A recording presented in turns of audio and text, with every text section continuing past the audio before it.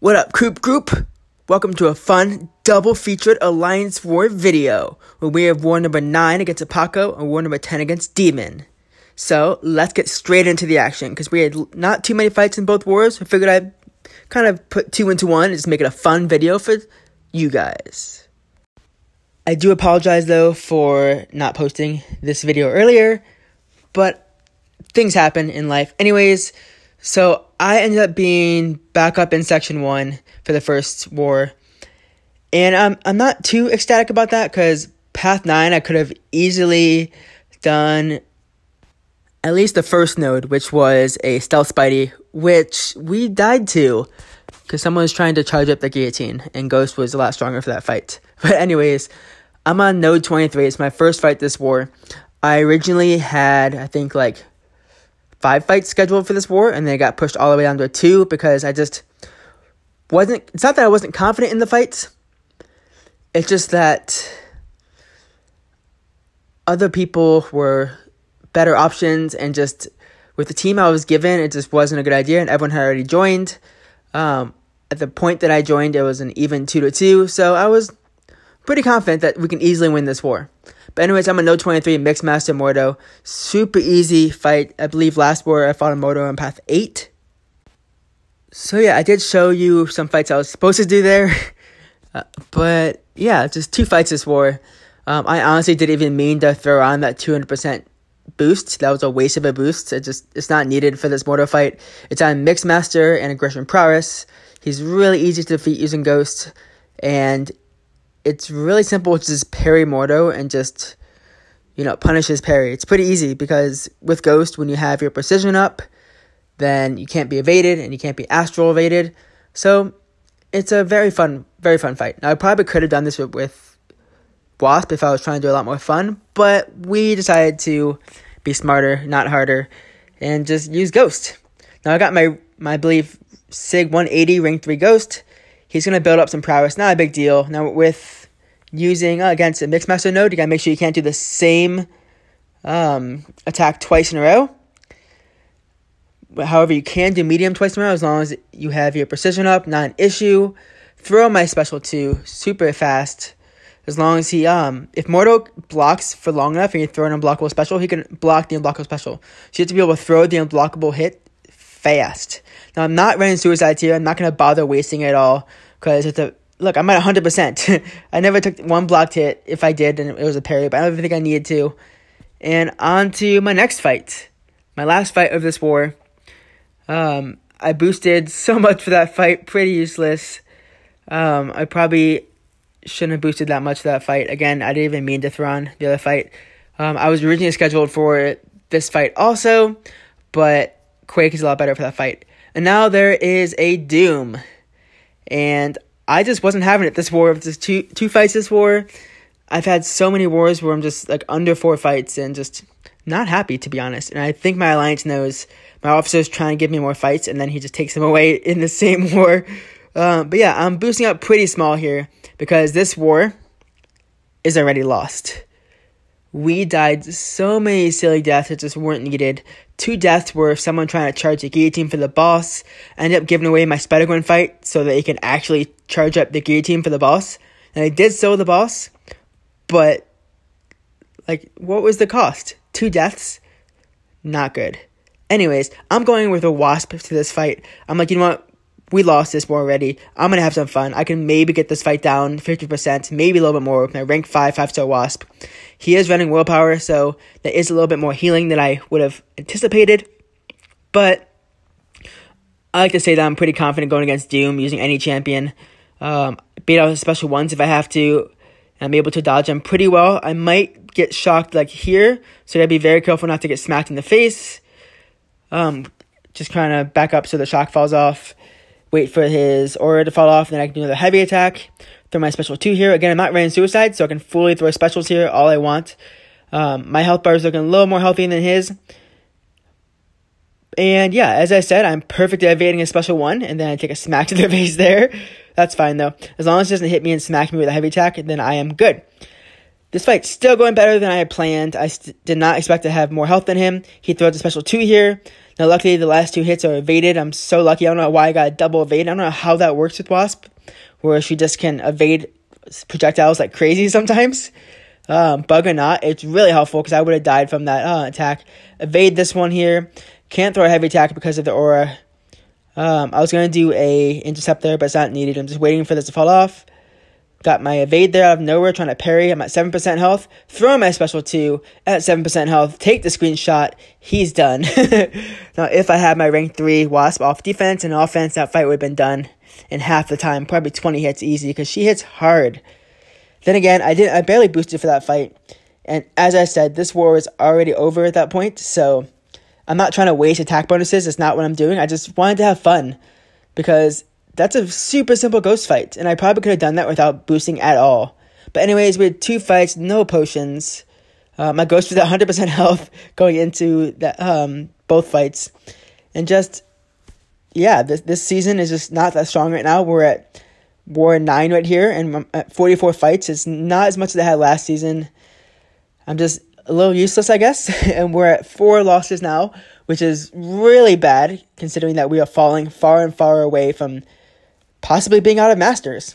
But anyways, that's two fights. Now on to 4 more fights in war number 10 against Demon. And yes, up there I did say pilots. The reason I said that is because their leader, LTO Kurt, is the biggest well-known merc in this game, I swear.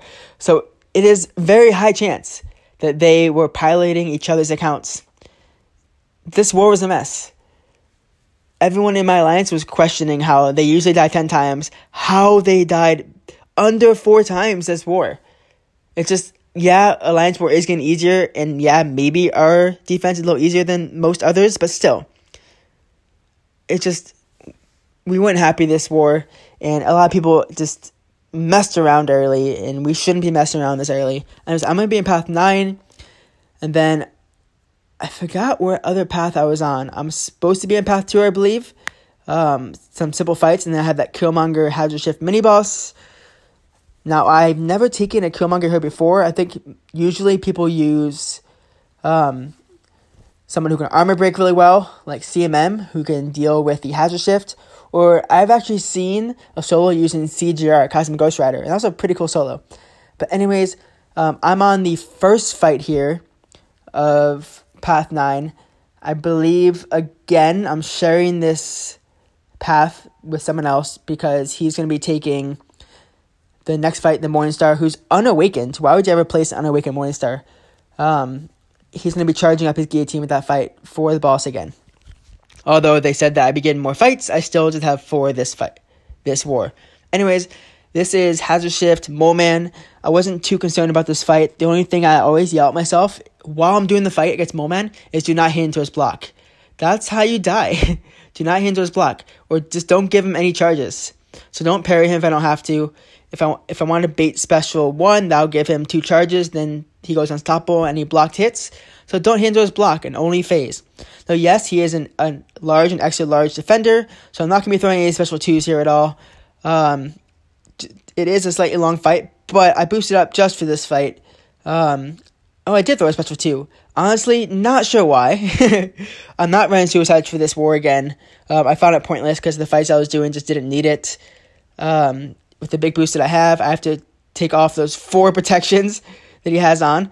Easy phase intercepts, super easy, and the protections are off, and I can do actual damage.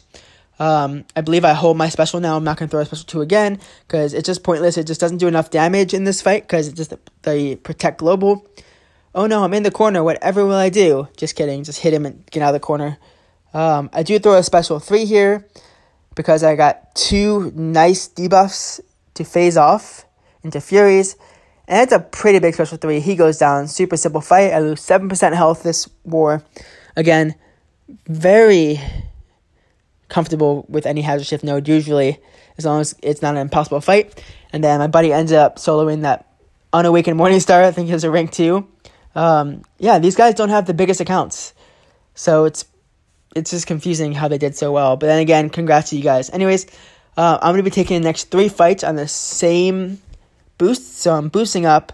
I got all these boosts still left over, ready for the rest of the season. This is the third last war, and I think I have just enough to last to the last war. Then I can start piling up again during off season.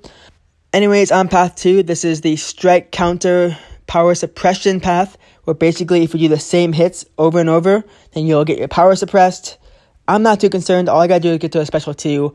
Pretty easy using Ghost because the phase isn't power suppressed until later on. It's just the combat hits that are power suppressed, so you hitting the opponent, them hitting you is power suppressed.